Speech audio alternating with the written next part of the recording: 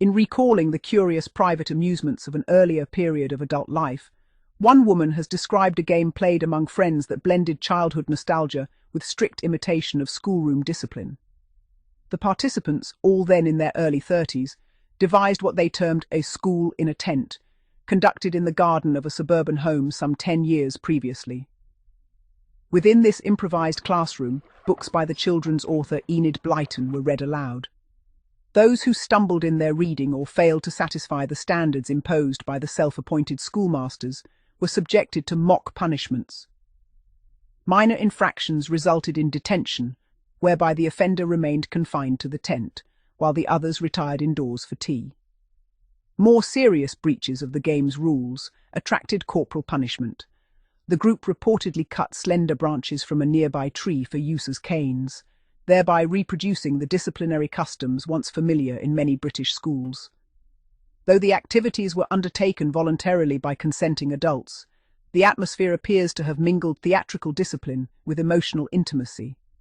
One participant recalled her first punishment as comparatively mild. She described being placed over the knee of an older companion named Graham for the offence of talking in class.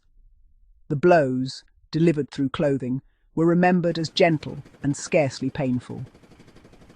What lingered most vividly in her memory was not the punishment itself, but the awkward intimacy of the situation and her youthful admiration for the man administering it.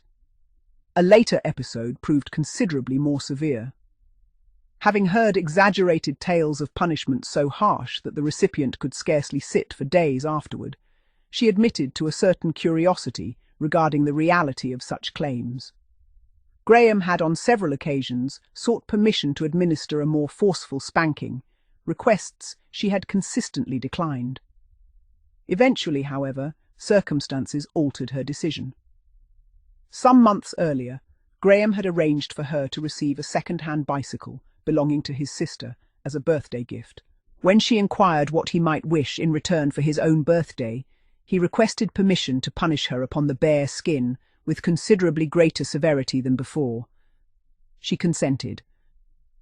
The experience, she later reflected, was unexpectedly painful and far less enjoyable than she had imagined. She became tearful during the punishment, causing Graham visible distress and concern. Yet the unpleasantness of the moment was, in her account, softened afterward by reassurance, affection, and physical comfort.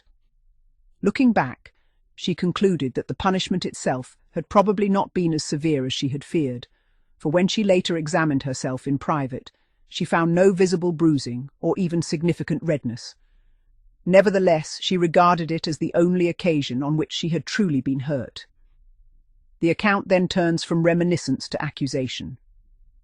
Another participant, identified only as Debbie, reportedly described an incident involving Graham and a much younger girl.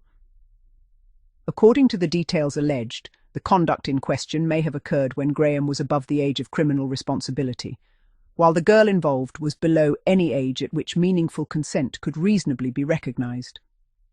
Viewed in that light, the writer argues that the matter ought not to be dismissed as youthful indiscretion or eccentric play. Rather, if the allegations are accurate, they would constitute a grave sexual offence against a child. The author contends that the passage of time should not preclude proper investigation, and suggests that those possessing relevant information bear a moral responsibility to assist the authorities in establishing the truth of the matter.